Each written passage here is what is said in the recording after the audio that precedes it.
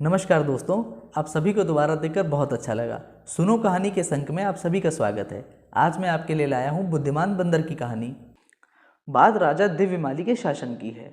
उनके शासन में प्रजा में हर कहीं सुख शांति थी।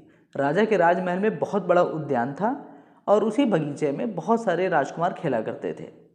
राजकुमारों के मनोरंजन के लिए भेड़ पाली गई थी और छोटे छोटे रथ बनाए गए थे।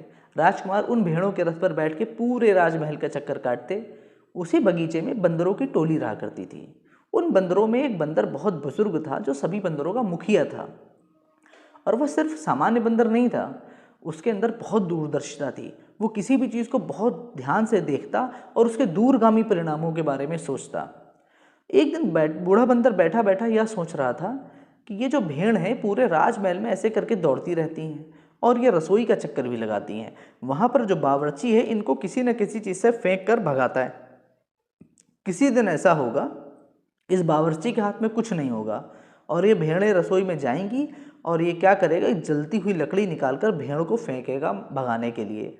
और भेड़ में लगी होती ऊन, तो ऊन को सुलगने में कितनी देर लगेगी। भेड़ जलती हुई भेड़ वहाँ से भागेगी और भागते भागते पास में अस्तबल है जहाँ घोड़े रहते हैं वहाँ जाएगी। अस्तबल में बहुत सारी सूखी घास है, वो घास जलने लगेगी जिससे घोड़े जलेंगे। और जब घोड़े जलेंगे तो घोड़ों के जख्मों का उपचार करने के लिए बंदरों की चर्बी का प्रयोग किया जाएगा। इसलिए इस राजमहल में रहना ठीक नहीं है।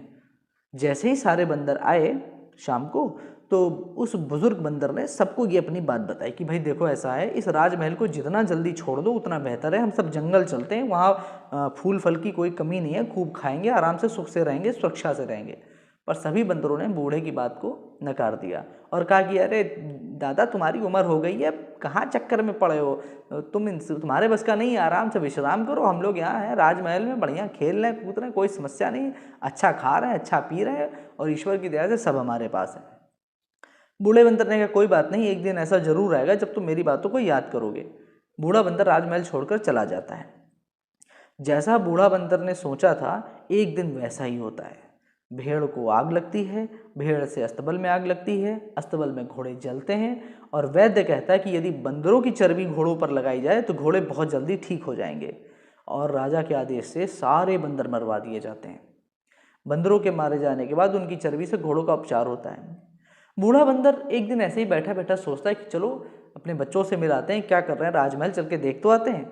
जब वो राजमहल आता है तो उसे देखता है कि वहाँ कोई भी बंदर जीवित नहीं था, कोई बंदर नहीं मिला।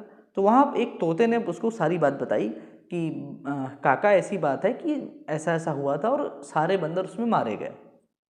बूढ़े बंदर को सुन के बहुत दुख होता है और उसको बहुत ज़्यादा क्रोध भी आता है। वह क्रोध के मारे दौड़ना शुरू करता है, वापस जंगल में जाता है और सोचता है वहाँ से कुछ सर्प वगैरह पकड़ के लाके राजा के महल में छोड़ दूंगा और राजा का नुकसान कराऊंगा। उसको बहुत प्यास लगती है जंगल में। प्यासा तो बहुत होता है मगर बंदर अपनी बुद्धिमानी विपत्ति में भी नहीं छोड़ता है। वो एक तालाब देखता है जहाँ पर जानवरों के पैर जाते हुए तो थे मगर वापस आते हुए नहीं बने थे। तो बंदर ने सोचा जरूर इस जल में ऐसा कोई प्राणी है जो पास आए हुए जानवरों को खा जाता है, इसलिए यहाँ पर अंदर जाना ठीक नहीं है, बाहर से ही पानी पीना पड़ेगा। बंदर एक पेड़ की खोखली टहनी उठाता है और उसे तालाब में डालकर पानी खींचकर पी लेता है। और जैसे ही बंदर जाने लगता है तालाब के भीतर से एक राक्षस प्रकट होता है और हंसते हुए कहता है, हा हा हा हा हा। होशियार बंदर, इस तालाब के अंदर जो भी आकर पानी पीता है मैं उसे खा लेता हूँ, मगर तुम पहले और बहुत चतुर व्यक्ति हो जिसने बिना तालाब के अंदर आए प्यास बुझाई है। मैं तुमसे बहुत प्रसन्न हूँ, मांगो, क्या वरदान मांगते हो। तो बंदर कहता है, महाराज, यदि आप मुझ पर प्रसन्न हैं तो मेरा काम करिए।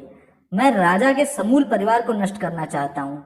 मैं उन सबको यहाँ पर ले आऊंगा और आप उन सबको खा लीजिएगा। इससे आपकी भूख भी मिटेगी और मेरा बदला भी पूरा हो जाएगा। राक्षस कहता है, ठीक है बंदर, जैसा तुम चाहो वैसा ही होगा। बंदर कहता है परंतु तो स्वामी, उस राजा को लाने के लिए मुझे कुछ तो चाहिए। आप ऐसा करिए, आप ही गले में जो मोतियों और सोने की बनी दिव्य माला है, आप यह मुझे दे दीजिए। राक्षस बंदर को वो माला दे देता है।